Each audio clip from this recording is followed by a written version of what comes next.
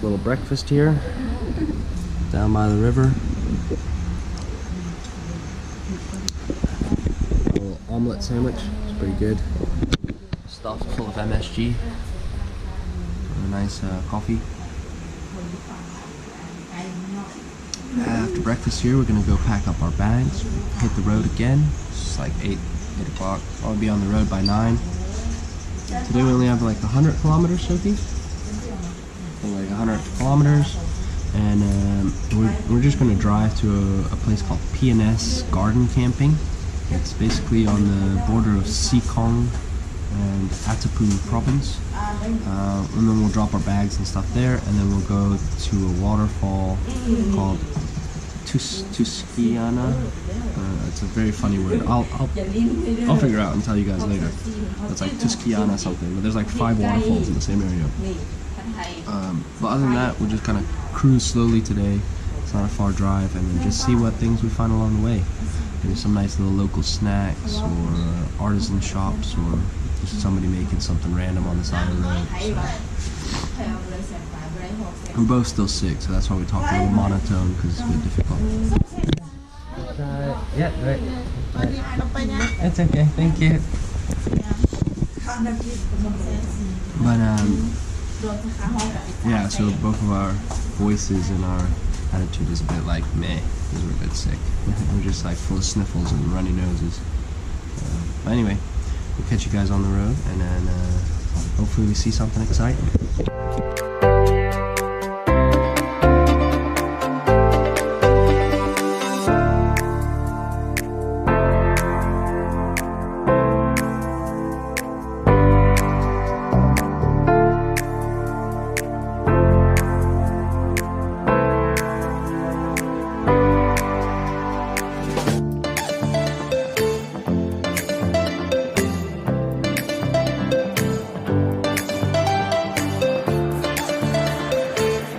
Driving down the road, and I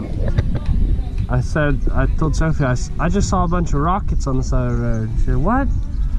I said, rockets. And so we turned around, and so there's just this random stall here. These are all little rockets, but they're like homemade bamboo rockets. It's usually during what's it, Ep.08? Lat festival, but it's usually in March, I think. It can be in different times around the country, but they shoot these homemade bamboo rockets into the air to try and encourage the rains to come. It's like a rain calling festival. But it's funny, it's just like a Lao fireworks stand. He's got his little hut here, and a bunch of beer cans, and then these little rockets.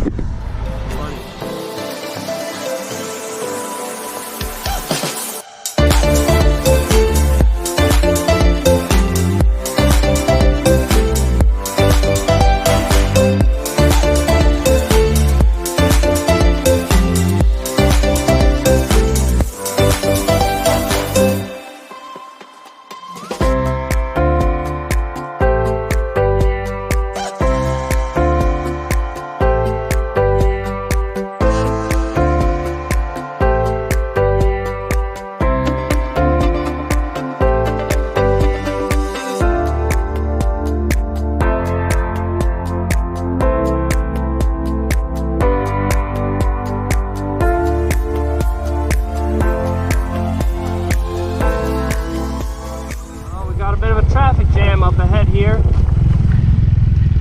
Moving along, folks, moving along.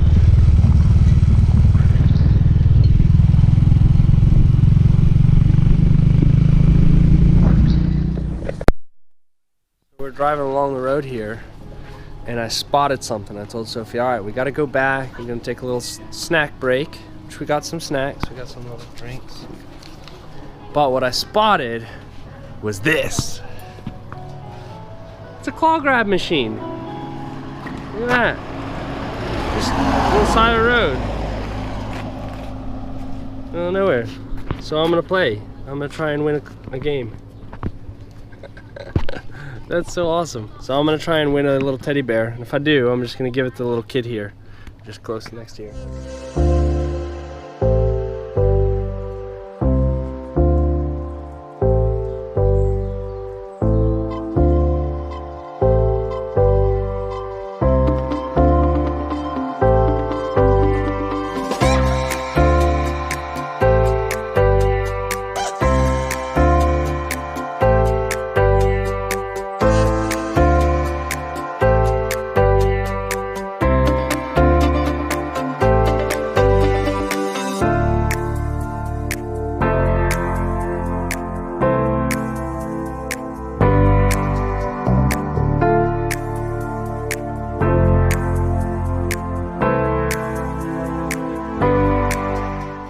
Alrighty, time for a little lunch break. Got a little papaya salad here and some sticky rice. Sophie got a noodle soup. We stopped at this little local spot. Very nice here. So we actually went to PS Garden where we were planning to stay the night. It's just over here. But when we arrived, we asked if we could have lunch, and he said he didn't have anything. He could only do dinner. And I mean, the place was very nice. It looked pretty new, but it just seemed like empty and abandoned, like nobody was really there. So in the end, we found this little place next door because we couldn't get lunch at PS Garden, and if we couldn't get lunch there, that doesn't seem like a good idea to maybe stay there overnight. So in the end, what we're going to do now is we're going to keep pushing on, and we're going to go to that waterfall I couldn't pronounce earlier. It's actually Tayiksua, and there's a resort over there. Well, like not a resort, but like a guest house that they just call a resort. So anyway, we're gonna keep pushing onward, and hopefully we can make it over to that. And it's not that much further on, and we'll crash there tonight and go check out that waterfall. Yeah.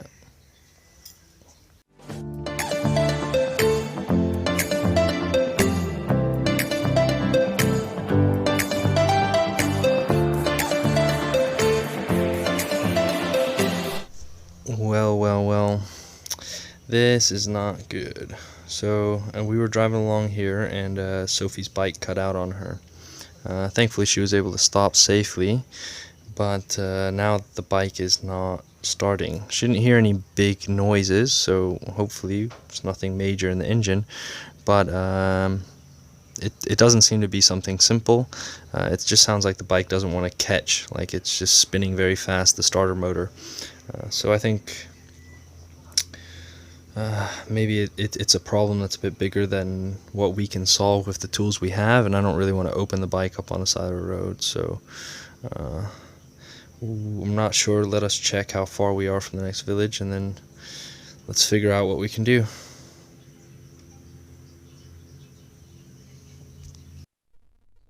Alright, so we decided we're gonna keep pushing on. What we've done here, we're gonna go on to the next village and see if we can open up there and kind of assess the situation a bit more.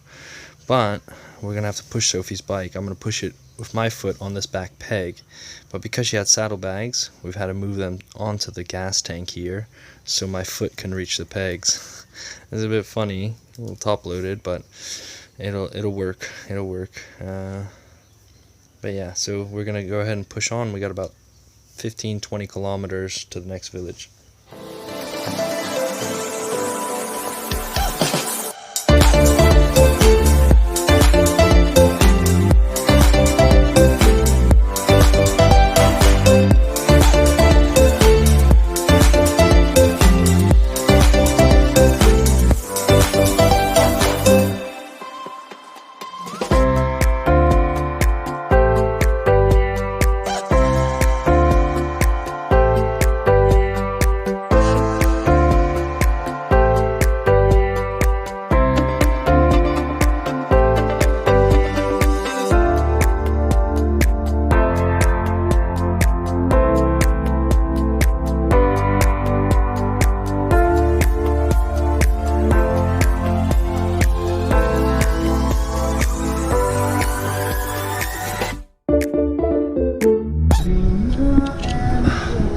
So what happened is Sophie's timing chain jumped off the sprocket.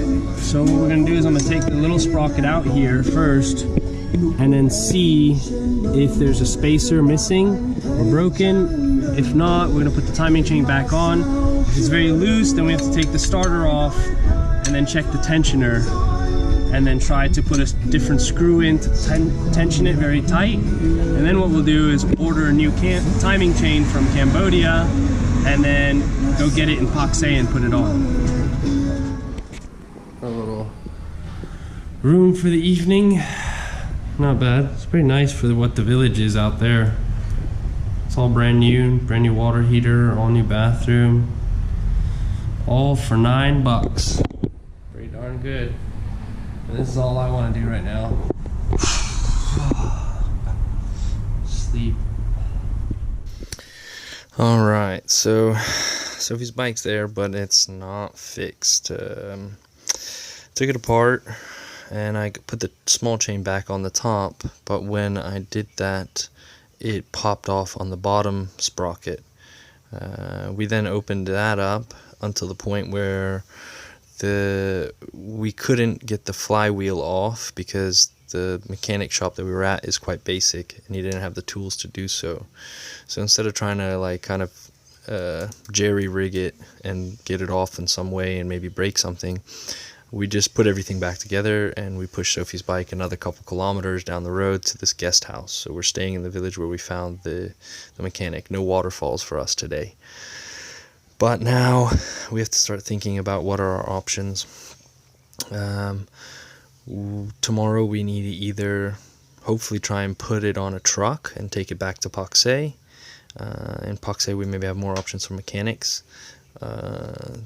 But basically we need to get the bike back to Paksay. That's first priority. Second priority, we need to then open it up and see what's wrong and find what parts we need. Parts we can either order from Vientiane, from a guy named Furk motorcycle, or we can try and order them from Cambodia.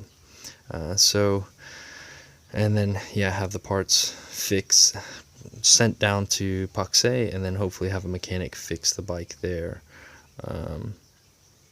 But yeah, hopefully once we open it, there's not too many issues, and it's just maybe the timing chain. And we'll have to get a new one anyway because it's popped off for a reason.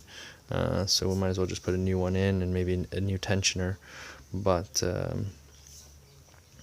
yeah, so that's kind of the situation. So we're gonna try and talk to the guest house here, see if they know somebody with a truck that can take the bike back to Paksay. If not, if we don't have a truck, I'm gonna have to push it like I did here. But it would be about 80 kilometers all the way back to Paksay, and I'm hoping, especially my knee is hoping I don't have to push it all the way back to Paksay. But let's see. And at the end of the day, it's everything is fixable, and so it's okay. It's okay. We'll get through this.